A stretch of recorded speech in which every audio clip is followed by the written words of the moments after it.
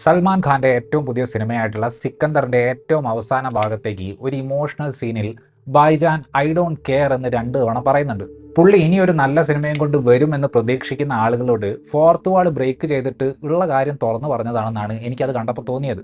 ഈ അടുത്ത കാലത്തായിട്ട് വന്നുകൊണ്ടിരിക്കുന്ന സൽമാൻ ഖാൻ സിനിമകളുടെ ഒരു നിലവാരം വെച്ച് നോക്കുമ്പോൾ, അങ്ങനെ പറയുമ്പോൾ YRF സ്പൈ യൂണിവേഴ്സിലുള്ള പടം അടക്കം വരും, പുള്ളിയെ ആരോ ചാലഞ്ച് ചെയ്തു എന്നാണ് തോന്നുന്നത്. അതായത് ഇത്രയും കാലം ഓടിയ സിനിമകളിലൊക്കെ എന്തെങ്കിലും ഒരു കഥയുള്ളത് കൊണ്ടാണ് ഓടിയത് എന്ന് പറഞ്ഞപ്പോൾ, എൻ്റെ തലയും ഫുൾ ഫിഗറും മാത്രം കാണിച്ചാൽ ചവറ് പടങ്ങൾ ഇറക്കിയാലും അത് ഓടുമെന്ന് കാണിച്ചു കൊടുക്കാൻ പുള്ളി തുനിഞ്ഞിറങ്ങിയതുപോലെയാണ് ഈ അടുത്തായിട്ട് വരുന്ന ഓരോ പടത്തിൻ്റെ അവസ്ഥ. സൽമാൻ ഖാൻ നടത്തുന്ന ചാരിറ്റി പ്രവർത്തനത്തിന്റെ ബിഗ് ബജറ്റ് പരസ്യം പോലെയാണ് ഒരർത്ഥത്തിൽ ഈ സിനിമ. പക്ഷെ ഒരുമാതിരി പാൻ മസാല പരസ്യങ്ങളുടെ യുക്തി മാത്രമേ പടത്തിന് ഉണ്ടായിരുന്നുള്ളൂ. നമ്മുടെ നായകന്റെ പേര് സഞ്ജയ് രാജ്കോട്ട് എന്നാണ്. ആള് രാജ്കോട്ട് നഗരത്തിന്റെ രാജാവാണ്. അതായത് കോഴിക്കോട് സാമൂതിരി എന്നൊക്കെ പറയുന്നത് പോലത്തെ ഒരു സെറ്റപ്പ്. സ്വാഭാവികമായും സൽമാൻ ഖാനൊക്കെ രാജാവായാലും നമ്മളെല്ലാം സ്വപ്നം കണ്ട രാജ്യമായിരിക്കുമല്ലോ അത്. പുള്ളി എല്ലാവരുടെയും കല്യാണം നടത്തി കൊടുക്കുന്നു, ജോലി വാങ്ങിക്കൊടുക്കുന്നു, അങ്ങനെ ചെയ്യാത്ത പരിപാടിയൊന്നുമില്ല. സന്തോഷത്തോടെ മുന്നോട്ട് പോയിക്കൊണ്ടിരിക്കുന്ന അദ്ദേഹത്തിന്റെ ജീവിതത്തിൽ ഒരു ട്രാജഡി സംഭവിക്കുകയാണ്. അതോടുകൂടി തനിക്ക് പറ്റിപ്പോയ ചില തെറ്റുകൾ രാജാവിന് മനസ്സിലാകുന്നു. അതിനൊക്കെ പ്രായശ്ചിത്തം എന്ന പോലെ മുംബൈയിലേക്ക് വണ്ടി കയറുകയാണ്. അവിടെ വെച്ച് എന്താണ് സംഭവിക്കാൻ പോകുന്നത് എന്നതാണ് നമ്മൾ ഈ പടത്തിൽ കാണുന്നത്. Spoiler alert. ഈ പടത്തിന്റെ ട്രെയിലർ വന്നപ്പോൾ കുറച്ച് പേരൊക്കെ ഊഹിച്ചിട്ടുള്ള ഒരു ട്വിസ്റ്റ് ആദ്യമേ പറയാതെ റിവ്യൂ ചെയ്യാൻ ബുദ്ധിമുട്ടാണ്. അതുകൊണ്ട് ഈ സിനിമ കാണാൻ എക്സൈറ്റഡ് ആയിട്ടുള്ള വ്യക്തിയാണ് നിങ്ങളെങ്കിൽ ഇനി അങ്ങോട്ടുള്ള റിവ്യൂ കാണേണ്ടതില്ല. സോ കഥയുടെ ഒരു ഘട്ടത്തിൽ സായ്ശ്രീ എന്ന നമ്മുടെ നായകന്റെ ഭാര്യ മരണപ്പെടുന്നു. ഭാര്യയ്ക്ക് വേണ്ടത്ര സമയം കൊടുക്കാൻ പറ്റാത്തതിന്റെ വിഷമം കാരണം ശിഷ്ടജീവിതം അതിന് പ്രായശ്ചിത്തം ചെയ്യാൻ നോക്കുന്ന നായകന്റെ കഥയാണ് ഒരർത്ഥത്തിൽ സിക്കന്ദർ. ഭാര്യ ഓർഗൻ ഡൊണേറ്റ് ചെയ്ത ആളുകളെ അന്വേഷിച്ചാണ് ആശ മുംബൈയിലേക്ക് പോകുന്നത്. പടത്തിന്റെ ഏതാണ്ട് ഒരു 40ാമത്തെ മിനിറ്റിൽ തിരക്കുകൾ കാരണം ഭാര്യയെ തനിക്ക് മര്യാദക്ക് നോക്കാൻ പറ്റിയില്ല എന്നും പറഞ്ഞ് സഞ്ജയ് രാജ്കോട്ട് കിടന്ന് കരയുമ്പോൾ ഒരുവിധം എല്ലാവർക്കും തോന്നാൻ സാധ്യതയുള്ള ഒരു സംശയം, ഇതിന് മാത്രം ഇങ്ങേർക്ക് എന്തായിരുന്നു പണി എന്നായിരിക്കും. ഭാര്യയുമായിട്ട് കാര്യമായിട്ട് ഒരു ഇഷ്യൂവും ഇല്ലാതിരുന്നിട്ടും ഭാര്യ മരിച്ചു പോയതിനു ശേഷമാണ് പുള്ളിക്കാരൻ കുറേ കാലത്തെ വാട്സാപ്പ് മെസ്സേജ് തുറന്നു നോക്കുന്നത് തന്നെ. ഈ ഒരു പോയിന്റ് വരെ മുരുകദോസ് ഇതൊരു സൽമാൻ ഖാൻ പടമായതുകൊണ്ട് ചെയ്ത വിട്ടുവീഴ്ചകളായിരിക്കും ഇത്രയും നേരം കണ്ടുകൊണ്ടിരുന്നത് എന്നാണ് ഞാൻ വിചാരിച്ചത്. പക്ഷേ ഇത് കഴിഞ്ഞ് പടം ബോംബെയിലേക്ക് പോകുമ്പോൾ ഒരു മുരുകദോസ് പടം ആകാനുള്ള സകല സാധ്യതകളും അവസാനിക്കുകയായിരുന്നു. കണ്ടിരിക്കാൻ പറ്റാത്ത തരം പരിതാപകരമായ സൽമാൻ ഖാൻ ആരാധനയാണ് പിന്നീട് അങ്ങോട്ട്.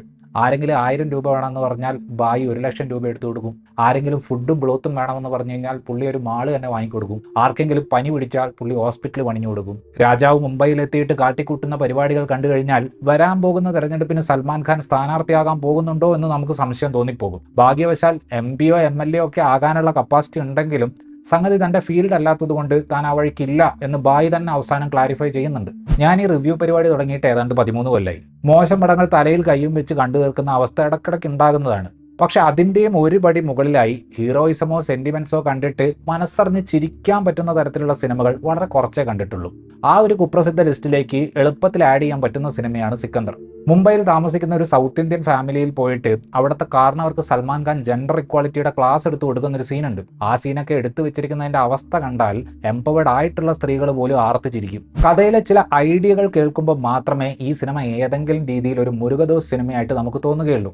അങ്ങനത്തെ ഒന്നാണ് ഒരു ചേരിയിലുള്ള ആളുകളെ മൊത്തത്തിൽ മോശം വായി ശ്വസിപ്പിച്ച് ഒഴിപ്പിക്കാൻ നോക്കുന്ന കോർപ്പറേറ്റ് ബിൽഡർ എപ്പിസോഡ്. പക്ഷെ നായകൻ സൽമാൻ ഖാൻ ആയതുകൊണ്ട് പരിപാടിയൊക്കെ വളരെ സിമ്പിളാണ്. ഒരു ഫൈറ്റ്, ഒരു ബോംബ്, എല്ലാം ക്ലിയർ.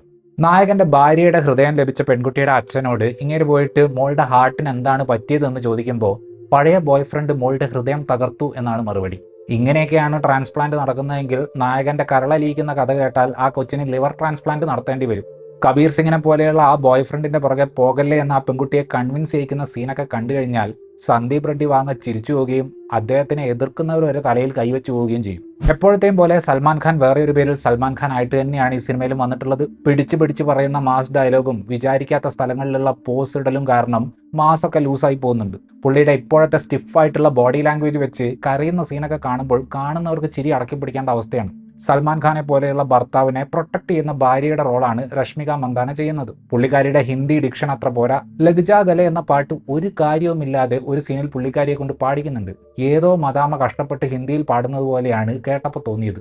സത്യരാജ് അവതരിപ്പിച്ച വില്ലൻ കഥാപാത്രവും പ്രതീക് ബബ്ബർ അവതരിപ്പിച്ച വില്ലന്റെ മകന്റെ കഥാപാത്രവും കോമഡി പീസുകളായി മാറി. ഷർമൻ ജോഷിയാണ് സിക്കന്ദറിന്റെ വലങ്കൈയായിട്ട് വരുന്നത്. ഒരുമാതിരി ആദ്യത്തെ പടത്തിൽ അഭിനയിക്കുന്ന ആളുടെ കോൺഫിഡൻസ് ആണ് അദ്ദേഹത്തിന്റെ ഡയലോഗ് ഡെലിവറിയിൽ നമുക്ക് കാണാൻ സാധിക്കുക. കാജൽ അഗർവാൾ, ജതിൻ ശർണ, കിഷോർ തുടങ്ങി കുറേ പേര് ഈ സിനിമയിൽ എന്തിനോ വേണ്ടി വന്നു പോയിട്ടുണ്ട്.